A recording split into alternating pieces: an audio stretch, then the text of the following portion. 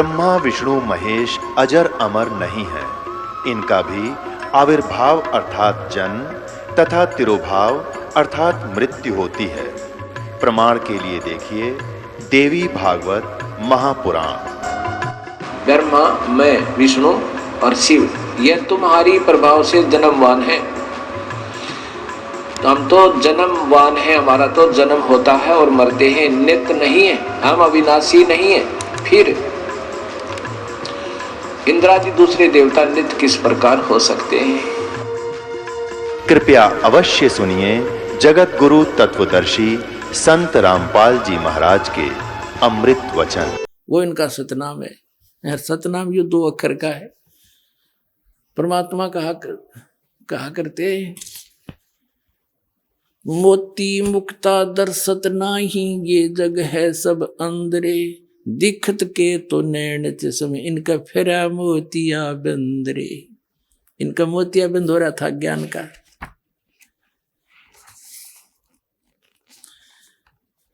अब ये कबीर साहब की वाणी है, ये क्या बता रही है, डेली पाठ करेंगे। ये देखिएगा, ये 27 पृष्ठ है इन्हीं का, उसी का। ये प्रतिदिन जो करते हैं ना, ये मूल संध्या पाठ की ये पुस्तक जो अभी आपको दिखाई थी, इसके 27 पृष्ठ पर देखना। चेतावनी, सत का शब्द सुन भाई, फकीरी अदल बादशाही, साधु बंदगी दीदार, सहज उतरे सायर पार, सोहम शब्द सो कर प्रीत, अनुभव अखंड घर को जीत, तन में खबर कर भाई के जा में नाम रोशनाई। अब यह है इनके पास कि सोहम नाम। आगे देखो, यहां दिखाते थोड़ा तो आगे 28 पृष्ठ पे, ये 28 पृष्ठ है मूल संध्या पाठ का। यहां क्या बताया नीचे, सोहम शब्द अजप्पा जाप, जहां कबीर साहिब आप ही आप। और फिर 29 पे पढ़ते हैं डेली ये, जागृत रूपी रहत है सतमत गैर गंभीर, अजर नाम बिन से नहीं सोहम सत कबीर। उनके अनुवाद किया इस पिछली पंक्ति का, इसका इन अनुवाद की साडंगा किया है। हे भाई, सतनाम शब्द का श्रवण करो, श्रवण सुन लो इसको। और फकीरी वह वस्तु है जो बादशाहों पर भी अपना शासन जमाती है। सोहम शब्द का अभ्यास प्रेम पूर्वक करने से निज स्वरूप का अनुभव होता है, निज घर सतलोक की प्राप्ति होती है। इसका अर्थ तो कुछ और है, पर नडंगा चढ़ाए रखे ना।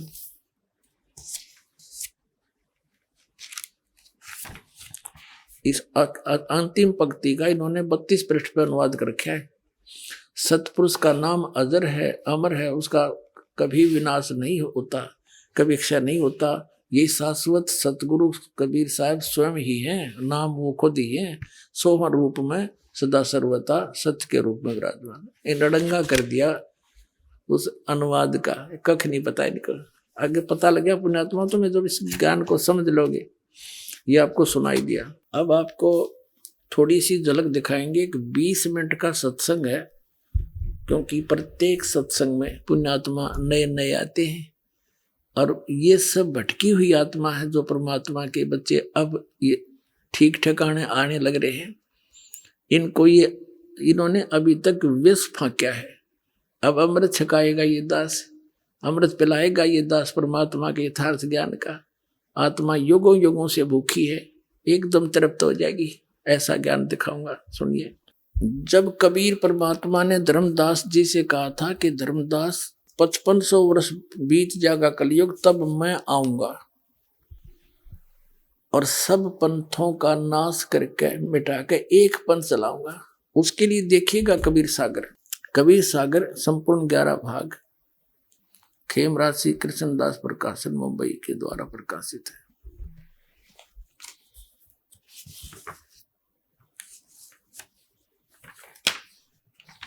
ये संपूर्ण 11 भाग कबीर सागरी, ये उन्हीं का है, कबीर पंथियों का छापा हुआ।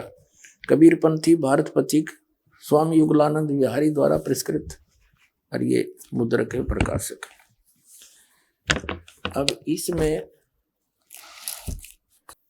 जब परमात्मा और काल की वार्ता हुई थी उस समय परमात्मा से काल ने क्या कहा था कि 12 पंथ तेरे नाम तो चलाऊंगा, और इन 12 पंथा में जो नाम लेगा वे मेरे मुख में आन समोई। 12 पंथ करूं मैं साजा और नाम तुम्हारा ले करूं आवाजा, काल ने कहा था कबीर परमेश्वर को। और 12 पंथ करूं मैं साजा, नाम तुम्हारा ले करूं आवाजा, 12 पंथ नाम जो ले ही मेरे मुख में आन समोई। और जाओ जोग जीत संसारा, जीव न माने कहा तुम्हारा, जीव तुम्हारा कहा न माने, हमरी ओढ़ हो बाद बखाने। तब परमात्मा ने कहा था डट जा, आन दे टाइम, तब मैं क्या करूंगा तेरे संग में। क्या बताया है ये देखिएगा। कबीर बोध सागर, कबीर सागर के अंदर बोध सागर, और ये सबसम वेद बोध है। इसमें इसके 121 पृष्ठ पे यहां लिखा है सतयुग त्रेता द्वापर माही, तीनों युग जीव थोड़े जाही। युग निरंजन ने परमात्मा से वचन लिए थे। चौथा युग जब कलयुग आई, तब तो शरण जीव बहु जाई, ऐसा वचन हर बोय दीजिए, तब तुम संसार गवन ही कीजिए। अब परमात्मा ने कहा था अरे काल पर पंथ पसारा, तीनों युग जीव कीन दुख डारा, जीवन दुख डारा, बिनती तोरी लीन में मानी, मोह को ठगे काल अभिमानी। चौथा युग जब कलयुग आई, तब हम अपनो वंश पठाई, काल फंद छूटे नर लोई, सकल सृष्टि परवानी खोई। घर घर देखो बोध विचारा, सतनाम सब ठोर उचारा। कलयुग फिर के 5505, तब ये वचन होगा सच्चा। कलयुग बीत जावे जब एता, तो सब जीव परम पुरुष पद चेता। इसका क्या अर्थ है कि काल जब 5505 वर्ष बीत जाएंगे कलयुग के, तब मैं अपना अंश भेजूंगा। अब परमात्मा अपने आप को छुपा के करे और कहते हैं फिर पूरा विश्व परमात्मा के उस परम पद का से परिचित होगा, उस भक्ति से, और सकल सतनाम का सब जगह उच्चारण होगा। देखिए घर घर देखो बोध विचारा। काल फंद, चौथा युग जब कलयुग आई, तब हम अपना अंश पठाए, अपना अंश भेजेंगे। और काल फंद छूटे नर लोई, सकल सृष्टि परवानी कोई, पूरी सृष्टि नाम लेगी। और घर घर देखो बोध विचारा, घर घर परमात्मा की महिमा का विचार होगा, ज्ञान का। और सतनाम सब ठोर उचारा, सब जगह सतनाम का दिया जाएगा, सब जाप क्रिया करेंगे। और कलयुग 5505, जब ये वचन होगा सच्चा, कलयुग बीत जाए तब एता, सब जीव परम पुरुष पद चेता, यानी सभी जीव उस परमात्मा के परम पद के परिचित हो जाएंगे। अब पहले आपको दिखाते हैं वो 12 पंथ कौन कौन से हैं और कौन से पंथ में परमात्मा ने स्वयं आने के लिए कहा है। देखिएगा, ये है कबीर बानी नामक एक चैप्टर है, कबीर सागर में अध्याय है, बोध सागर खंड है, कबीर सागर ग्रंथ है और कबीर बानी अध्याय है। इसके 136 पृष्ठ पे यहां देखिएगा। 12 पंथ चलो सो भेद, क्या बताया है कि 12 पंथ काल फुरमाना, और भूले जीव न जाए ठिकाना, ताते आगम कह हम बाख्या, वंश हमारा चूड़ामणि शाखा। प्रथम जग में जागो बरमावे, बिना भेद वो गंस चुरावे। दूसर सुरत गोपाल होई, अक्सर जो जोग दृढ़ावे सोई। तीसरा मूल निरंजन, चौथा टकसार पंथ टकसार, और चौथे और पांचवा पंथ बीज का लेखा, फिर सतनामी पंथ, फिर जीवा का पंथ, राम कबीर पंथ, फिर यो परम धाम की वाणी पंथ, ये चलेंगे। अब ये तो यहाँ इन्होंने बर्मा पंथ, प्रथम पंथ चूड़ामणि को नहीं दिखाया, प्रथम जागू दिखा दिया, ये गलत कर रखे ना। और यहाँ देखना प्रश्न नंबर 1800, यहाँ दिखाते हैं आपको कबीर चरित्र बोध, ये देखिएगा। ये है कबीर चरित्र बोध ना बोध सागर का ही कबीर चरित्र बोध नामक ये चैप्टर है, अध्याय है। इसके एक 1870 पृष्ठ पे, ये 1870 पृष्ठ, यहाँ 12 पंथों को गद्य भाग में लिखा है। कबीर साहब के पंथों का वर्णन, प्रथम नारायण दास जी का पंथ लिख दिया इन्होंने, और दूसरा जागूदास, और यहाँ लिख रखा है न प्रथम जागूदास। देखो यहाँ इस कबीर बाणी चैप्टर में 136 पृष्ठ पे प्रथम लिख दिया जागूदास, या चूड़ामणि को निकाल दिया, ये प्रथम चूड़ामणि है।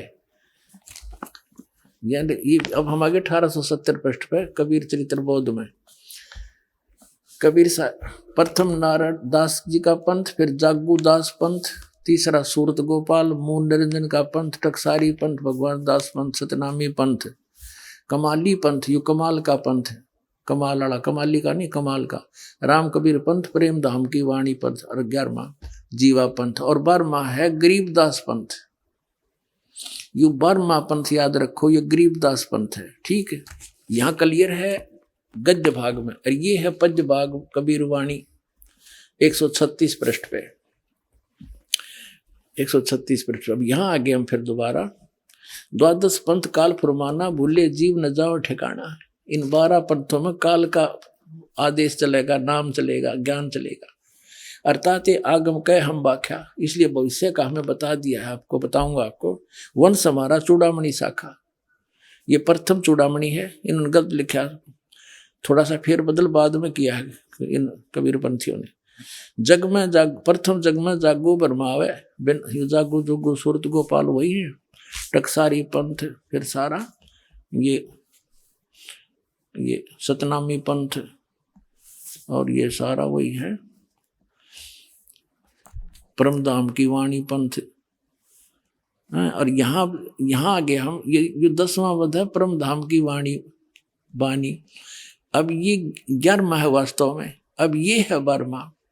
कहते संवत 1775 हुई, ता दिन प्रेम प्रगटे जग सोई। संवत 1774 में गरीबदास जी का जन्म हुआ था, संवत 1774 वैशाख में। यहाँ गलती से 75 लिखा गया है, संवत 1775 हुई, ये 74 हुई होना चाहिए। ता दिन प्रेम प्रगटे जग सोई, 12वां पंथ का प्रवर्तक तब प्रगट होगा। आज्ञा रहे ब्रह्म बोध लावे, कोली चमार सबके घर खावे, यानी वो भेदभाव कम करेगा।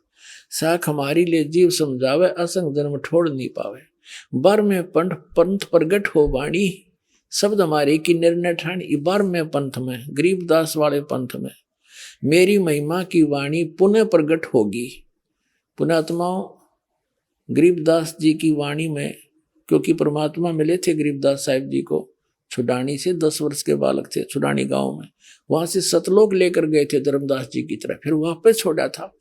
परमात्मा को मालूम था कि 12 पंथा में कबीर पंथ के नाम से काल घुसेगा और नकली ज्ञान देगा, मेरे नाम का नामो निशान मिटा देगा ज्ञान का।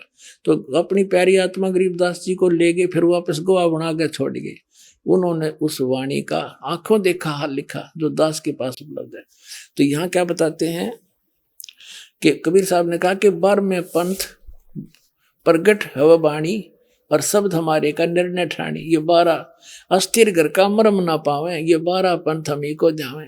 यानी मेरी वाणी को 12वें पंथ प्रगट हो वाणी, और शब्द हमारे का निर्णय ठानी। हमारे ज्ञान को वो कोशिश करेंगे समझने की, पर अस्थिर घर का मरम ना पावे, ये 12 पंथ हम ही को ध्यावे। गरीबदास वाले पंथ में भी कहते हैं मेरी महिमा की वाणी प्रकट होगी, लेकिन गरीबदास वाले भी इस ज्ञान को समझ नहीं सकेंगे, क्योंकि गुरु बिन काहुन पाया ज्ञान, जो थोथा भूसड़े मूड किसाना।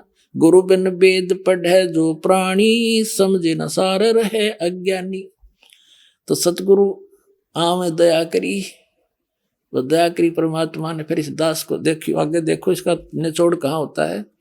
कहते 12 पंथ, 12वें पंथ प्रगट हो वाणी, शब्द हमारे का निर्णय ठानी। पुनः वाणी प्रगट होगी मेरी गरीबदास द्वारा, और अस्थिर घर का मरम नहीं पावे, सथाई लोग सतलोक नहीं जा सकते। ये 12 पंथ कबीर कबीर करेंगे, और मेरे महिमा मेरे ज्ञान को मेरी वाणी को पढ़ पढ़ कर पंथ चलावेंगे, लेकिन अस्थिर घर सतलोक नहीं जा सकते। बर में पंथ फिर हम ही चल आवे, गरीबदास वाले पंथ में हम आगे चल के आवेंगे और सब पंथ मिटा के एक ही पंथ चलावे। पुणात्माओं, परमात्मा ने देवदास भेज दिया, सारा वो जो का तू दे का सामान।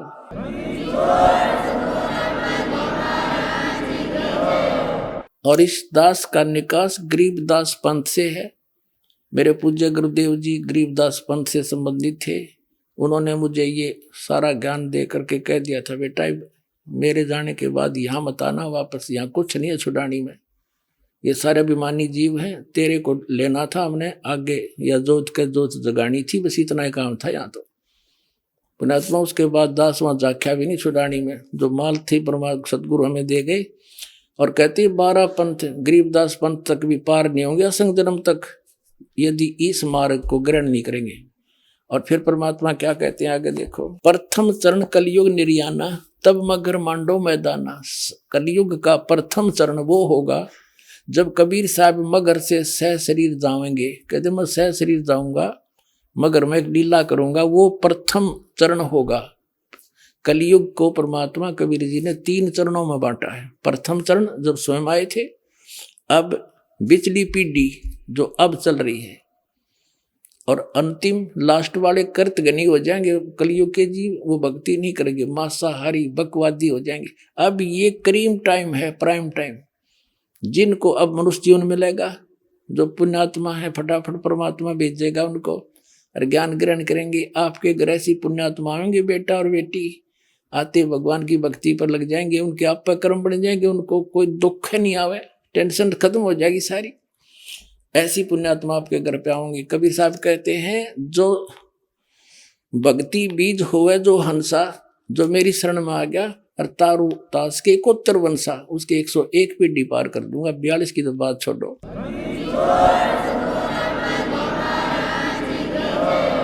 अब यह हम कबीर बानी चैप्टर और बोध सागर का 137 पे पढ़ रहे हैं।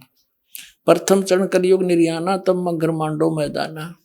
धर्म राय यानी काल से मांडो बाजी, तब धर्म बोधो पंडित का जी। अब यहाँ कहते हैं 5505 तब ये शब्द होगा साचा। जब 5505 वर्ष कलयुग बीत जाएगा तब ये बात मेरी साची होगी धर्मदास, तब तक तो यह ना जच्चा किसी के। अब देखो फिर कहते हैं, धर्मदास मेरी लाख दुहाई। ये मूल ज्ञान है, भूल नहीं। मूल ज्ञान कहीं बाहर ना जाई। पवित्र ज्ञान तुम जग में भाखो, मूल ज्ञान तुम गुप्ती रखो, गोई रखो। मूल ज्ञान बाहर जो पढ़ी, ये बिचली पीढ़ी हंस नी तरही। 33 अरब ज्ञान हम बाख्या, मूल ज्ञान गुप्त ही रख्या, गोई रख्या। और मूल ज्ञान तुम तब तक छुपाई, जब लग 12 पंथ मिटाई। परमात्मा ने कहा, धर्मदास मेरी लाख दुआई। इस सतनाम और सारनाम नहीं, बस सार्वजनिक ना करिए, ना बीचली पीढ़ी मेरे हंस नहीं तरेंगे। काल के दूता और नाम होता, अधिकारी ये है नहीं। और आज मैं ये दास कैसे अंतर दिखाता परमात्मा के बच्चों को कि ये नकली ये असली है। तो परमात्मा ने कहा था, धर्मदास मेरी लाख दुआई। ये सार नाम की तो बताइए ना, तुम जाप करो। ऐसे ही सभी महापुरुषों को जिनको सतलोक ले गिर छोड़ा, सबको ऐसे ही कहा था। आदरणीय नानक साहिब जी को, आदरणीय गरीबदास साहिब जी को, आदरणीय मुलुकदास साहिब जी को, आदरणीय दादू साहिब जी को, आदरणीय गीसादास साहिब जी को। किसी भी पंथ में, गीसादास पंथ में, गरीबदास पंथ में, कबीर पंथ में, ये सतनाम नहीं है 2 अक्षर का। ये अर्ना नानक साहिब के पंथ में। अब इस दास को भेजा उन महापुरुष परमात्मा ने। अब उन महापुरुषों को गवाह बनाकर आपको प्रत्यक्ष कर दूंगा कि कबीर इज गॉड। आगे देखो, अब ये आपने पढ़ा था पहले, फिर दोबारा देख लो, 10 सेगमेंट और देखना, सारा क्लियर हो जाएगा। सब संवेद बोध 121 पृष्ठ पर आपने पढ़ लिया था। 121 पृष्ठ पे यहाँ पर कि चौथा युग जब कलयुग आई, तब हम अपना अंश पठाई। काल फंद छूटे नरलोई, सकल सृष्टि परवाह नहीं कोई। पूरी सृष्टि नाम लेवेगी बंदी छोड़कर। कबीर साहब का घर घर देखो बोध विचारा, और सत नाम सब ठोर उचारा। खुले तौर पर बताया जाएगा फिर नाम सब पुण्यात्माओं का सतनाम का, वो 2 अक्षर का नाम है। और 5505 तब ये वचन मेरा होगा साचा। कलयुग बीत जाए तब एता, सब जीव परम पुरुष पद चेता, सब जीव परमात्मा के उसे परम पद से परिचित हो जाएंगे। अब देखना, ये कबीर साहब का फिर संबोध ही चल रहा है, 171 पृष्ठ पर आ गए हम। अपने आत्माओं, इस पर लिखा है 500 और 500 जब कलयुग बीत जाए, परम पुरुष फरमान तब जग तारण को आए। कबीर साहब कहते हैं जब 5000 यानी 5500 कलयुग बीत जाएगा, जब एक महापुरुष आवेगा, वहां तो उन्होंने खुद कह दिया हम चल कर आएंगे, तो बार बार नौके का मावांगे तब नहीं, तो स्पष्ट कर दिया कि महापुरुष फरमान तब जग तारण को आवे, हिंदू तुर्क आदि सब जेते जीव जहान, और सत नाम की साख गए ये पावा पद निर्वाण। पूरे जितने भी जीव हैं, हिंदू हैं, मुसलमान हैं, या कोई सिख है, कोई भी आगे जो चलेंगे, सारे जितने भी जीव जहान में और जो सत नाम की साख ले वो पावा पद निर्वाण, निर्वाण माने मोक्ष पद प्राप्त करेंगे। यथा श्रीतगण आप ही मिले संधु में धाये, सत सुकृत के मध्य तिमी सभी पंथ समावे। कहते हैं जैसे सिंधु में, समुद्र में दरियागण, ये दरियाएं जैसे गंगा जमुना सरस्वती सारी कहते हैं अपने आप धाय कर दौड़ कर उसमें जाकर मिलकर एक रस हो जाती हैं, ऐसे सारे पंथ एक दिन इस सच्चाई को समझ के उस मेरे वाले दास के द्वारा चलाए गए उस पंथ में महापुरुष, वो तो महान थे इसलिए महान को महान ही कहते हैं, हम तो दास हैं, कहते उसके द्वारा चलाए गए पंथ में ऐसे भाग भाग गाओगे जैसे समुद्र में दरिया सपीट तो जाकर मिल जाया करती हैं, निर्बाध होकर के आ जाते हैं। तो ऐसे सब एक हो जाएंगे सारे पंथ। देखिए, यथा सरित गण आप ही मिले सिंधु में धाये, और सत सुकृत के मध्य तिमी उस सच्चे पंथ के मध्य ये सभी पंथ ऐसे समावे। जब लग पूर्ण होए नी ठीके को तिथि वार, कपट चातरी तब लो ये सब संवेद निर्धार। जब कबीर साहब कहते हैं जब लग यो मैंने समय दर दिया यो 5505, जब तक यो ठीक का समय नहीं आवेगा, ठीक माने निर्धारित समय, तब तक तब मेरा सब संवेद का ये वचन निराधार दिखाई देगा। ये उस दिन सच्चा हो जाएगा जब वो दिन आ गया, उन आत्मा आ गया वो ठीक का दिन। ये सारे झाड़ के दर दिए दास ने।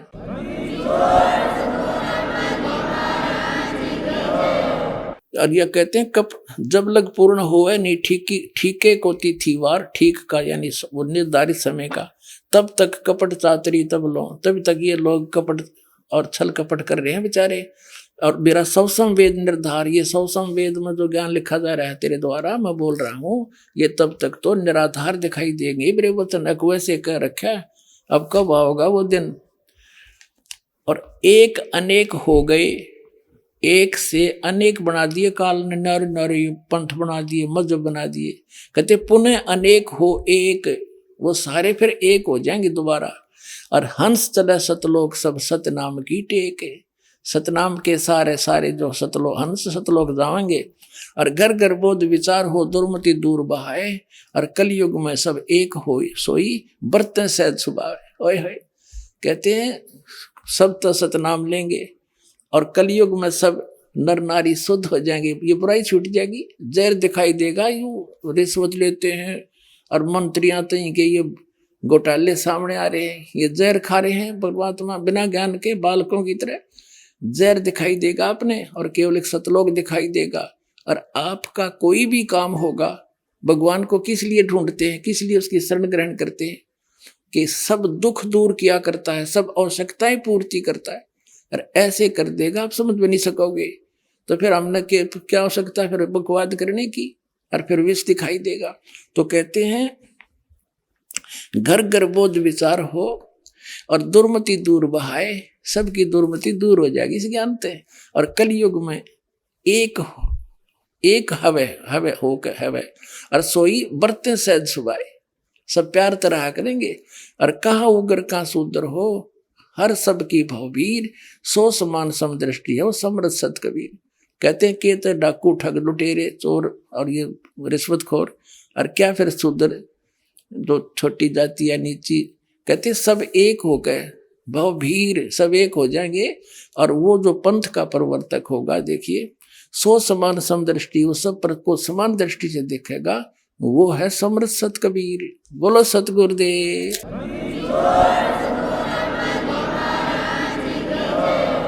एक 5 मिनट का सत्संग और सुनाता हूं। पुण्यात्माओं, जैसे दास ने सत्संग आज प्रारंभ किया था कि ये जितने पुण्यात्मा संत महंत हैं ये पुण्यकर्मी प्राणी हैं और इनको काल ने सिलेक्ट कर लिया कबीर साहब के बच्चों को मिसगाइड करने के लिए। उनमें और वो पूर्व जन्म की पुण्यकर्मों से परिपूर्ण होते हैं और लास्ट में उनका आगे चार्जर ठीक नहीं होता, पिछली बैटरी जब तक चले चले पुण्य, और फिर आगे इनकी भक्ति ठीक नहीं होती, फिर स्वयं दुर्गति को प्राप्त होकर मर जाते हैं। उनमें से एक राधा स्वामी पंथ से निकला हुआ पंथ जय गुरुदेव पंथ है और उसके प्रवर्तक श्री तुलसीदास जी माने जाते हैं।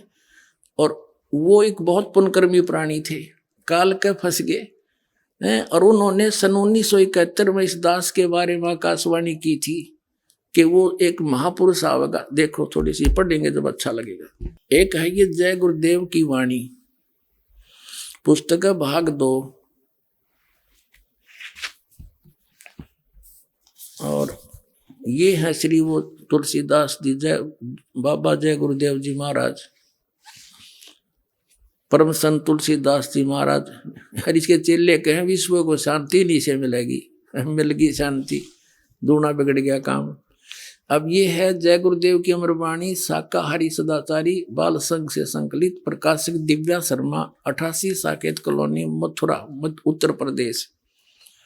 मुद्रक है अर्जेंट प्रिंटर्स, पुराना बस स्टैंड, मथुरा उत्तर प्रदेश।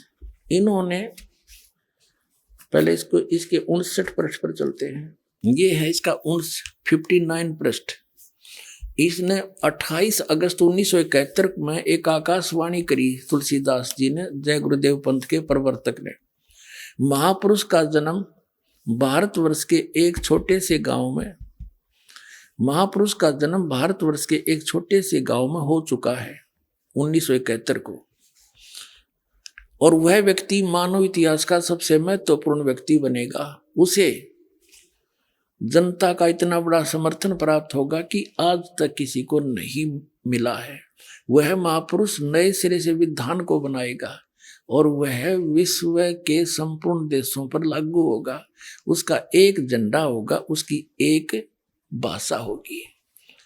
28 अगस्त 1971 को इसने ये प्रवचन कर दिए। फिर श्रद्धालुओं ने पूछा, भगवान जब वो आ लिया महाराज जी तो उसका पता बता दो, बहुत पीछे पड़ दिए। तो फिर इन्होंने देखिएगा 7 सितंबर, इसके 50 पृष्ठ पे लिखा है, शाकाहारी पत्रिका 7 सितंबर 1971 को इसने फिर आकाशवाणी वो वाणी अपनी भविष्यवाणी बोली। देखना, वह अवतार जिसके विषय में 28 अगस्त 1971 को इसने वाणी की थी, वह अवतार जिसकी लोग प्रतीक्षा कर रहे हैं, वह 20 वर्ष का हो चुका है। इस दास का जन्म, रामपाल दास का जन्म 8 सितंबर 1951 को हुआ और 7 सितंबर 1971 को ये दास पूरा 20 वर्ष का होकर 8 सितंबर को जो है 21वें वर्ष में लग गया था। ये 7 सितंबर 1971 को ये दास 20 वर्ष का हो चुका था।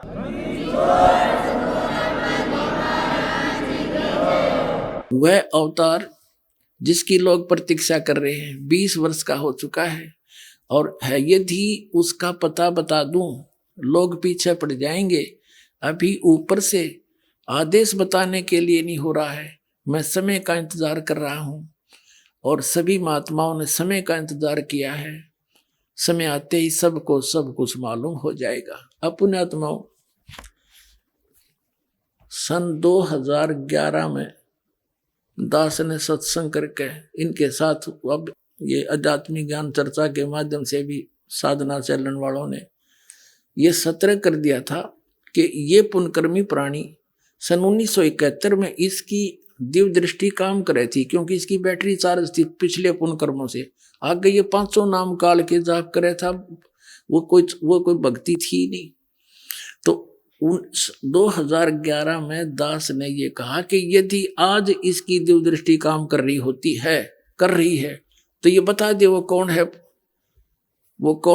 21 वर्ष 20 वर्ष का था 1971 में, इसको बता देना चाहिए कि बरुवाला हमारे हर जाओ भाई, ले लो नाम, जाओ तो कल्याण करवा लो।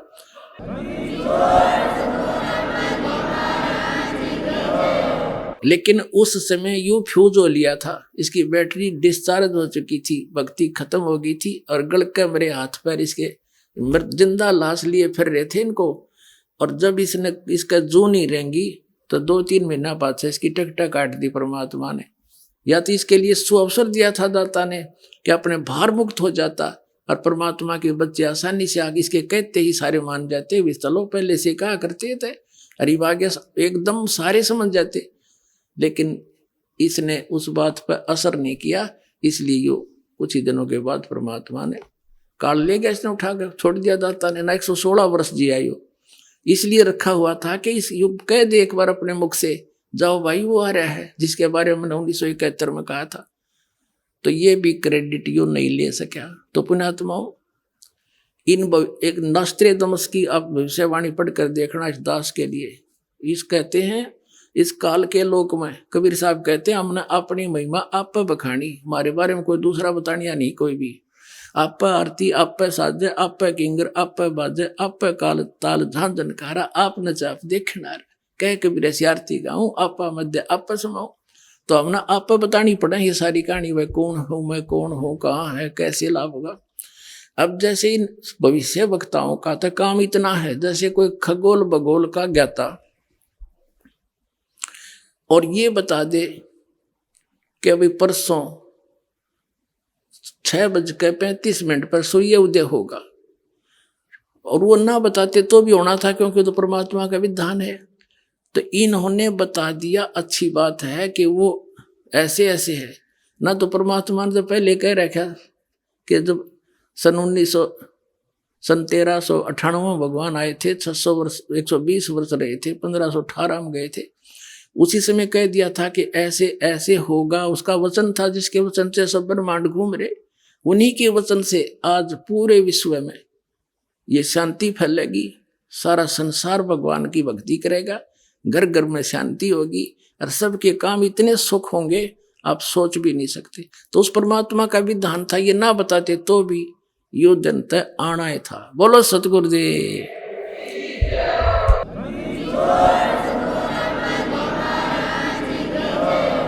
आज थोड़ा सा ज्यादा समय लिया बच्चों, पर ये अमृत कदे सुनंद को नहीं मिला। तो कबीर साहब की रजा ना काल ये वचन बोलन दे, क्रोथा कांड करा दिया था इन्होंने, लेकिन दाल निकली सच्चाई के सामने, उन हार माननी पड़ी। और आज देखो परमात्मा की जय जयकार होगी, आपके ऊपर रहम किया दाता ने। बोलो सतगुरुदेव।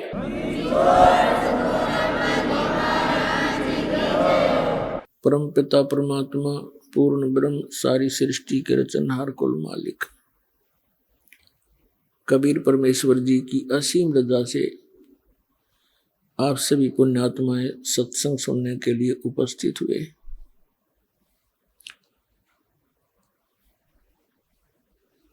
प्रथम तो मनुष्य जीवन मिलना दुर्लभ है। असंख्य जन्मों के ये कष्ट उठाकर पशु पक्षियों की योनियों को भोग कर हम एक मानव शरीर प्राप्त करते हैं। मानव शरीर प्राप्त होने पर सतगुरु का मिलना उससे भी दुर्लभ है। तो पुण्यात्माओं, आप कितने शुभ कर्मों से युक्त हैं, आप कितनी अच्छी आत्मा हैं। आप जी को ये दोनों ही दुर्लभ वस्तु सुलभ हुई। आप कोई आम आत्मा नहीं है, आप विशेष पुण्यकर्मी प्राणियों में से हैं। लखबर सूरा जूझ ही लखबर सावत दे, और लखबर यति जहान में तब सतगुरु शरणा ले। बहुत बहुत जन्मों तक आप परोपकारी प्राणी रहे हो, ऐसे शुभ कर्मी प्राणी आप रहे हो, कभी किसी का बुरा किया नहीं, परमार्थ में ही बहुत से जन्म आपने व्यतीत किए। लख बर सूरा जूझ ही लख बर सावत दे, लख बर यति जिहान में तब सतगुरु शरणाले। और आप जी को परमात्मा कभी ना कभी किसी ना किसी युग में अवश्य मिले हैं।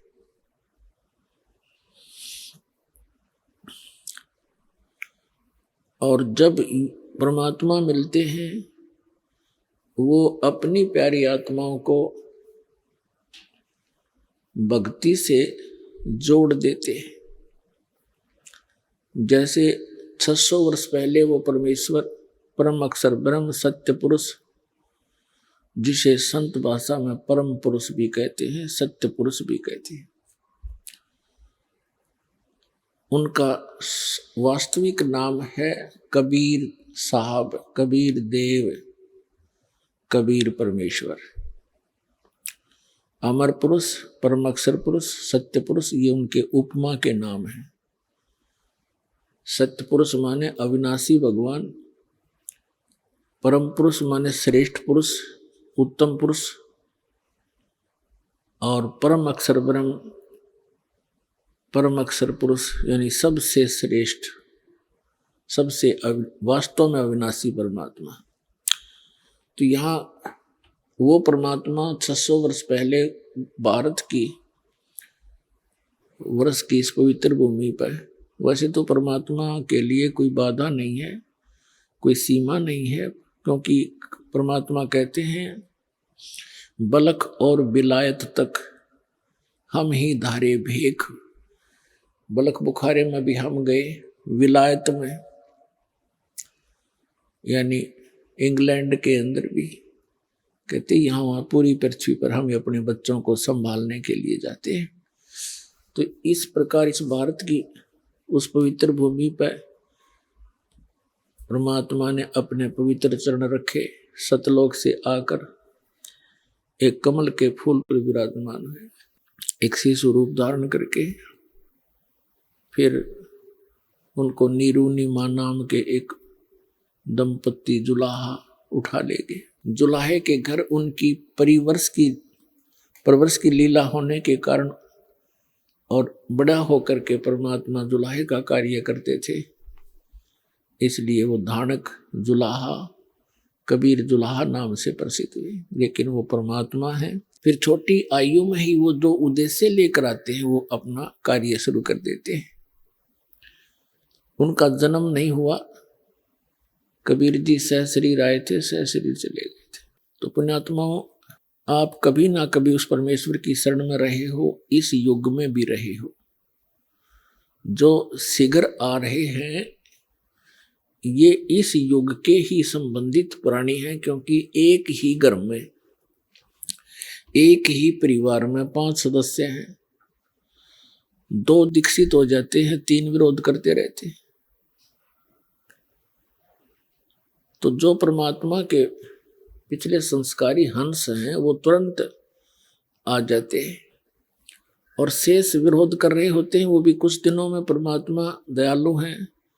जिस घर में भगवान की वाणी शुरू होगी, भगत मंत्र जाप करते हैं, तो उनके अंदर भी उसका असर होगा, और धीरे धीरे फिर वो एक दिन उनके ऊपर जो पाप कर्मों का दबाव है वो हट जाएगा।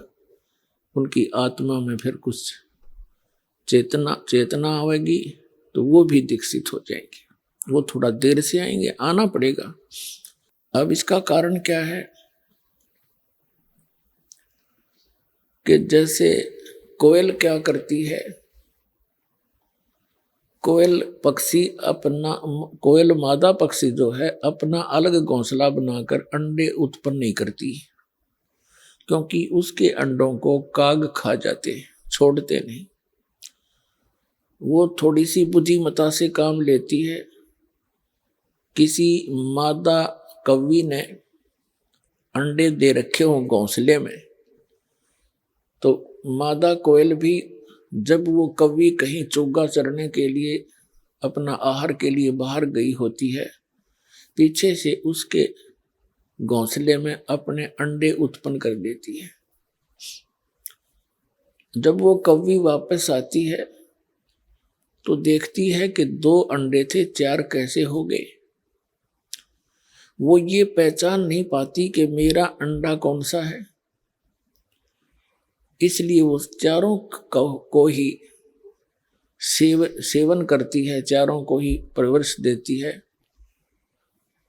और फिर वो अंडों से बच्चे जब निकल जाते हैं उनकी शक्ल भी एक जैसी ही होती है।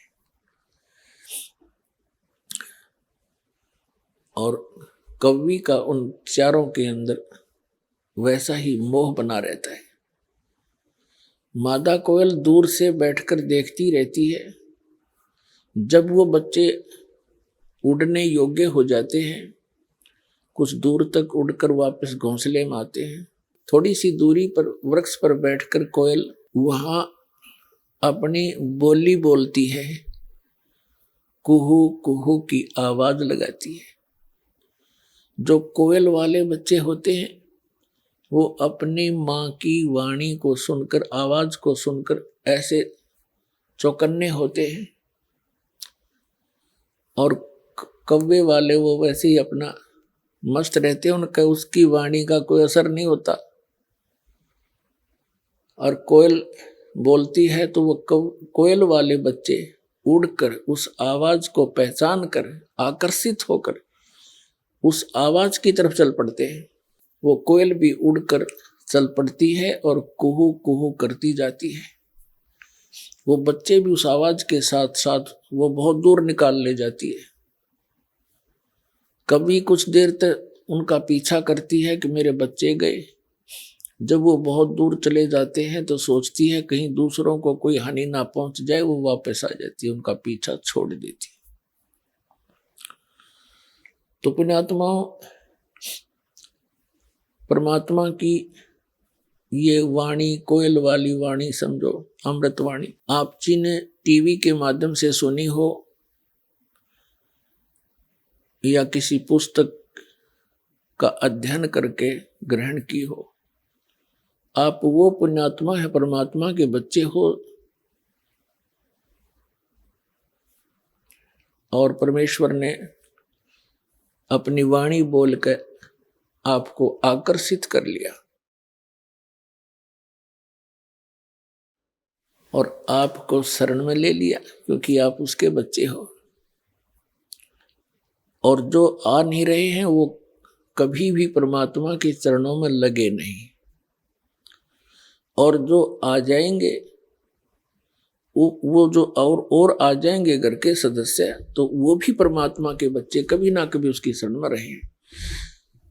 अब जैसे क्या बताते हैं कि तुलसी पिछले पाप से हरिचर्चा ना भावे, और जैसे जवर के बेगते भाई भूख विदा हो जावे। जैसे किसी को जवर हो जाए, मलेरिया हो गया, तो उसको आहार भी कड़वा लगता है, कौड़ा। मनुखा दाख भी कड़वी लगती है, और काजू किस्मत सेब संतरे और प्रतिदिन करने वाला आहार भी कड़वा लगता है। वो पदार्थ कड़वे नहीं है। उस जवर ने उसके शरीर की व्यवस्था बिगाड़ दी, जिसके प्रभाव से उसको स्वादिष्ट पदार्थ भी अस्वादिष्ट लगते हैं। तो इसी प्रकार तुलसीदास जी कहते हैं, तुलसी पिछले पाप तय हरिचर्चा ना भावे, और जैसे जवर के बेग से भूख विदा हो जावे। तो उनके ऊपर पाप कर्मों का दबाव अत्यधिक है, उनको पाप कर्मों का जवर बना हुआ है, मलेरिया बन गया। अब किसी को जवर हो जाता है, मलेरिया जवर हो जाता है, उसका उपचार क्या है कि ना चाहते हुए भी वो कुनीन की कड़वी कड़वी गोलियां खानी ही पड़ेंगी। और उन कड़वी दवाई को खाने से ही उसका मलेरिया ज्वर शांत होगा। और जितना नॉर्मल होता चला जाएगा उतनी ही भूख उभरती चली आएगी। और जब ज्वर समाप्त हो जाएगा, वही व्यक्ति जो पहले एक ग्रास भी मुख की तरफ नहीं कर सकता था, अब वो लुखी सूखी 3-3, 4-4 रोटियां खाने लग जाता है। इसी प्रकार जिन व्यक्तियों जिन व्यक्तियों के बहन भाइयों के पाप कर्म अत्यधिक है, उनको परमात्मा की चर्चा अच्छी नहीं लगती। कबीर साहब कहते हैं, कबीर पिछले पाप से हरि चर्चा ना सुआवे, कै ऊँगे कै उठ चले, ना और बात चलावे।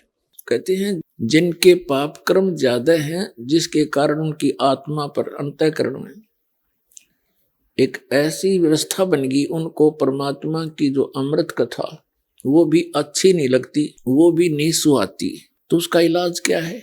जैसे आप किसी अपने मित्र को, भाई को, बहन को, बहनें अपनी सहेलियों को, माता या किसी अन्य रिश्तेदार को समझाने की चेष्टा करते हैं, तो जिनके पाप अधिक है वो 2 मिनट के बाद कहते तो छोड़ इस बात ने, और बात बतला। और इस परमात्मा की चर्चा न छोड़ कहते सारी रात चुगली करें जाओ किसी की, नो प्रॉब्लम। लेकिन भगवान की चर्चा उन्हें अच्छी ना लगती। अच्छी क्यों नहीं लगती? क्योंकि उनके पाप कर्मों का दुष्प्रभाव बढ़ रहा है। उसका इलाज क्या है? ये कुनीन खानी पड़ेगी, कड़वी, ना चाहते हुए भी खानी पड़ेगी, और तब भी बात बनेगी। तो उसका परमात्मा ने बहुत दया बख्शी है। जैसे एक परिवार में 5 सदस्यों में से 2 ने नाम ले लिया, 3 नहीं लेते, कोई बात नहीं। अब उनके पाप कम थे, तुरंत 1 के 2 टेबलेट्स थे, ठीक हो गए, क्योंकि ज्ञान तो उन्होंने भी सुना, तभी आकर्षित हुए। अब परमात्मा दया बख्शते हैं, प्रत्येक घर में सुबह आरती चले, दोपहर ने असुर निकंदन रमैणी, न सुबह नित्य में शाम को आरती। ये तो खूब आवाज में लगाते हैं अपने घर में, सबके ऊपर असर पड़े। और बाकी उस घर के 2 सदस्य मंत्र जाप करते हैं, तो उस मंत्र के जाप की भी शक्ति अपने आप गंध वहां फैलती है, उसकी प्रभाव फैलता है परिवार में। तो वो जो नहीं नाम ले रखा, उनके भी असर होना शुरू हो जाता है। तो परमात्मा बड़े दयालु हैं। ये सभी उसी के बच्चे हैं। जो भक्ति ना करते वो भी मालिक के बच्चे हैं, वो निकम्मे बच्चे हैं। जो भक्ति कर रहे हैं वो अच्छे बच्चे हैं। उन निकम्मों को भी परमात्मा अच्छे बनावेगा, क्योंकि माता पिता यही चाहते हैं मेरे सारे बच्चे और ठीक हो जाएं। अब घर के सदस्य घर से बाहर कहाँ जाएंगे? परमात्मा की वाणी उनने सुननी है पड़ेगी, और कभी ना कभी वो बुखार उतर जाएगा, और फिर वो उनसे भी आगे बैठे पाओगे बरवाड़ा आश्रम में। तो ये परमात्मा का ऑपरेशन है।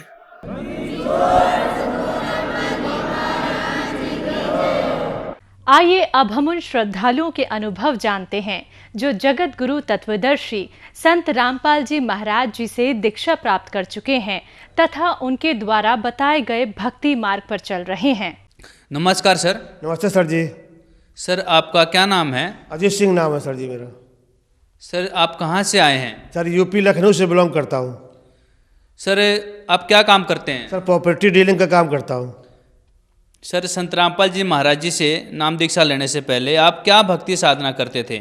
सर जी मैं माँ दुर्गा की अटूट भक्ति करता था।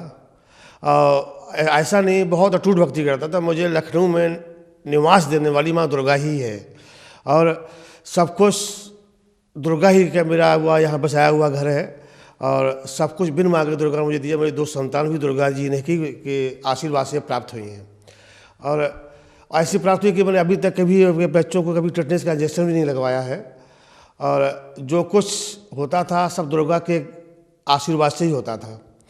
तो एक दिन ऐसा हुआ कि मेरे ऊपर कुछ आपदाएं आ गई और उस आपदाओं के कारण मैं बड़ा दुखी हो गया। मेरे कई बार एक बार दो तीन बार एक्सीडेंट होने से ही बचा मैं। मेरी पत्नी का भी एक्सीडेंट एक दो बार हो चुका था। मेरे बच्चे भी बड़े बीमार रहते थे। तो एक दिन मैंने ऐसे लेटे लेटे मैं अपनी पत्नी से बात कर रहा था कि यार ऐसा इतना कष्ट क्यों आ रहा है, जब मैं इतनी माँ दुर्गा की भक्ति कर रहा हूँ, हम लोग दोनों इतने लगन से भक्ति कर रहे हैं, ऐसा क्यों हो रहा है। तो अचानक कैसा हुआ कि मेरी पत्नी ने मेरा नाम लेकर के बोली कि अजीत तू इतना क्यों ऐसा घबराता है। तो हमने कि जब मैं एकदम चौंक गया कि पत्नी मेरी नाम ले रही है। तो फिर मैंने पूछा आपने मेरा नाम क्यों लिया। बोले मैं तेरी पत्नी नहीं हूँ, मैं माँ दुर्गा हूँ। तो हमने तब मैंने ठीक आदमी के रुकिए से मैं आपसे थोड़ा बात करूँगा। तो हमने कि जब मैं आपकी अटूट भक्ति कर रहा हूँ, मुझे इतना कष्ट क्यों हो रहे हैं। तो मैंने एक थोड़ा सा एक वो बोला।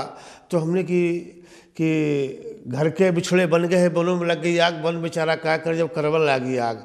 तो हमने ऐसा क्यों हो रहा है मेरे साथ। तो उसने कहा कि अभी तक तो जो आपके दुख थे वो मेरे हरने लायक थे, अब मेरे हरने से बाहर हैं। तो हमने कि ऐसा क्यों, जब तुम जग जननी हो तो ये दुख क्यों नहीं दूर हो रहे हैं, मैं आपकी इतनी अटूट भक्ति कर रहा हूँ। तो अब इसके बारे में नहीं बता सकता हूँ।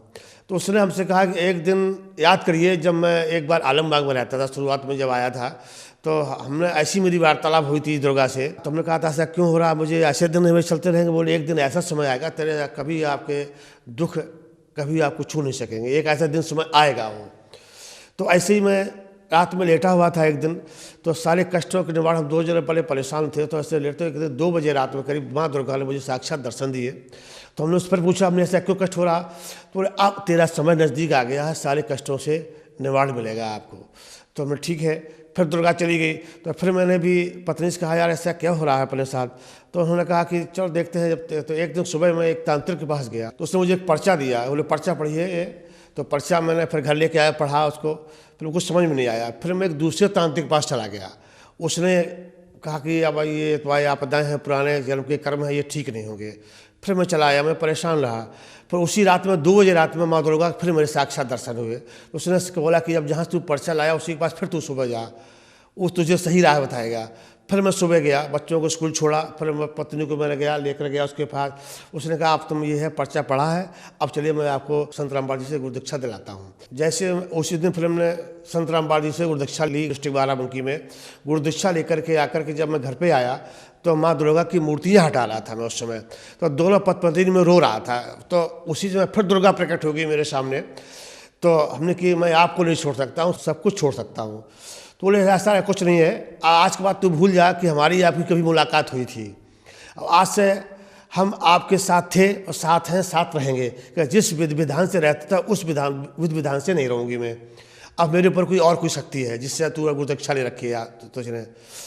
फिर उसी पर सारी मूर्तियाँ हटाई। रात को 11 बजे में जाकर के नखलों में गोमती नदी बहती है, वहाँ जल प्रवाह किया रात में हम लोग जाकर के। फिर जाकर के मैंने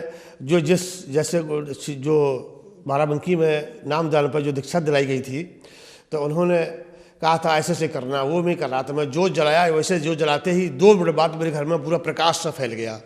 हमने कहा ये क्या हो रहा है यार। तो मेरी पत्नी बोली कि लग रहा है कि जो हम लोग जो संत रामपाल जी से गुरुदीक्षा ली है उसी का प्रभाव है। सर आपने अभी बताया कि आप दुर्गा जी की पूजा करते थे, तो दुर्गा जी की पूजा करते करते आपको क्या लाभ हुए। सर जी लाभ तो बहुत कम हुए और समस्याओं ने ज़्यादा मुझे घेर लिया था।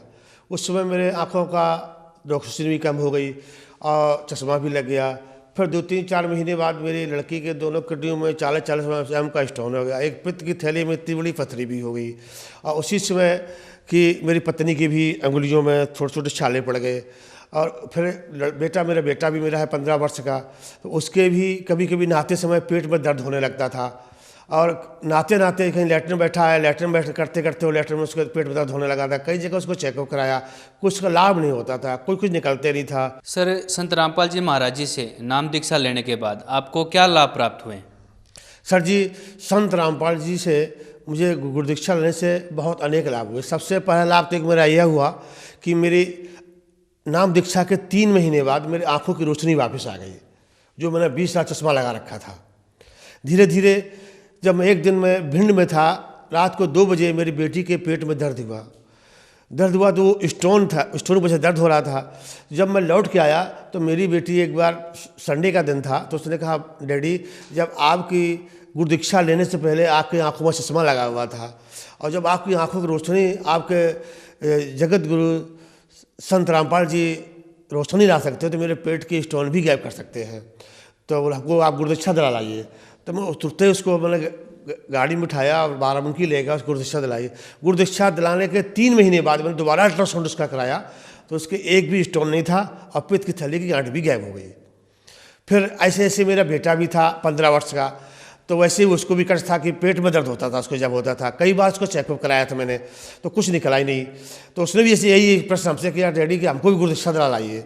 उसको भी गुरु दीक्षा दिलाया मैंने, उसका भी गुरु दीक्षा दिलाने के बाद कभी भी उसके पेट में दर्द नहीं हुआ है। हमने पति पत्नी ने दोनों ने एक साथ ही गुरु दीक्षा ली थी संत रामपाल जी महाराज से, और जब से मैंने गुरु दीक्षा ली है तो किसी प्रकार का हमको अभी तक आज तक कष्ट नहीं हुआ है। अभी जल्दी में ही एक मेरे साथ हादसा हुआ है, आपके 27 नवंबर को मैं लखनऊ से मिर्ज़ापुर गया था। मिर्ज़ापुर से मैं सोनभद्र जा रहा था, रात को 1 बजे मेरी गाड़ी के ऊपर नील गाय ने आक्रमण कर दिया था सीधे फानपरी रोड के ऊपर। उसमें हम 5 आदमी सवार थे गाड़ी में, और जरा सी गाड़ी बहकती तो मैं 100 फुट खाई नीचे गिर गया होता। संत रामपाल जी का दिया हुआ मैं जो बंद था उस जाप कर रहा था, उस जाप के प्रभाव से मुझे जो है उस गाड़ी से मौत के मुँह से निकाला गया। उसी डैमेज गाड़ी के हालत में मिर्ज़ापुर के आगे एक पड़ता शक्ति नगर, वहाँ तक गया मैं, और वहाँ से फिर वापस आया मैं, और सब लोग देख रहे थे कि ये गाड़ी चल कैसे रही है। ये सभी कहते थे जो मेरे साथ गाड़ी में सवार थे, बोले आपके जो गुरु जी हैं उनकी कृपा से ही आपकी गाड़ी चल रही है, उसकी कृपा से मेरी हम लोग 5 आदमी की जान बची है। जब से मैं संत गुरु रामपाल जी महाराज की शरण में जब से मैं आया हूँ, मेरे परिवार में किसी प्रकार की कोई आपत्ति नहीं आ रही और न किसी प्रकार का कष्ट है। संपूर्ण रूप से हम लोग संपूर्ण से मैं सब लोग सुखी हैं, किसी प्रकार का कष्ट नहीं है। सर आपसे हम ये जानना चाहते हैं, क्या संत रामपाल जी महाराज जी से नाम दीक्षा लेने से बीमारियां बिल्कुल ठीक हो जाती हैं? जी सर, यस सर, बिल्कुल बीमारी ठीक है, क्योंकि जो हमारे जो ग्रंथों में लिखा है उसी के आधार पर ये भक्ति बताते हैं। अभी तक जो हम भक्ति कर रहे थे वो कहीं ग्रंथ में कहीं नहीं लिखा हुआ है, और जो भी धर्म गुरु जितने हैं संसार में वो सब लोक वेद के आधार पर ज्ञान देते हैं। हमारे जो संत गुरु रामपाल जी महाराज हैं वो सारे वेदों से प्राण में दिया हुआ ज्ञान देते हैं, इसीलिए हम लोगों के सारे कष्ट दूर हो गए हैं। सर आप जन समुदाय को क्या संदेश देना चाहते हैं? सर जी, मैं जन समुदाय को संदेश तक का मैं प्रार्थना करना चाहता हूँ। सभी भाई बहनों से, सारे जगत से मैं यही प्रार्थना करता हूँ कि ये लोक वेद है। लोक वेद में किसी प्रकार का मोक्ष नहीं है, कष्ट के अलावा कुछ नहीं मिलेगा। देवी दुर्गा की भक्ति करिए या किसी भी भगवान की भक्ति करते हैं, चाहे ब्रह्मा विष्णु महेश की भक्ति करिए, इनसे कहीं मोक्ष नहीं मिलेगा। ये लोक वेद है, कहीं मेरे ग्रंथों में नहीं लिखा है। और जल्दी हो सके तो आप संत रामपाल जी के शरण में आकर के पूर्ण भक्ति बताते हैं, ग्रंथों के अनुसार सारी भक्ति बताते हैं, उसी से मोक्ष मिलेगा। हो सके जल्दी आकर इनके शरण में आप नाम दीक्षा लीजिए, अपना कल्याण करवाइए। संत रामपाल जी महाराज जी से यदि कोई नाम दीक्षा लेना चाहे तो कैसे ले सकते हैं?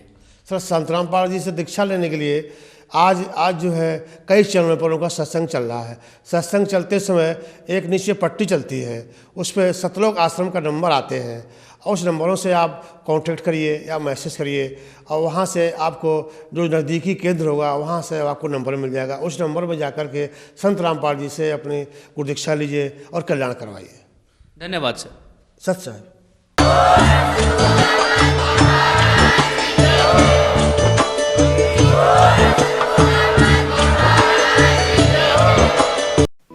आप सुन रहे थे जगत गुरु तत्वदर्शी संत रामपाल जी महाराज के मंगल प्रवचन। अधिक जानकारी के लिए संपर्क करें।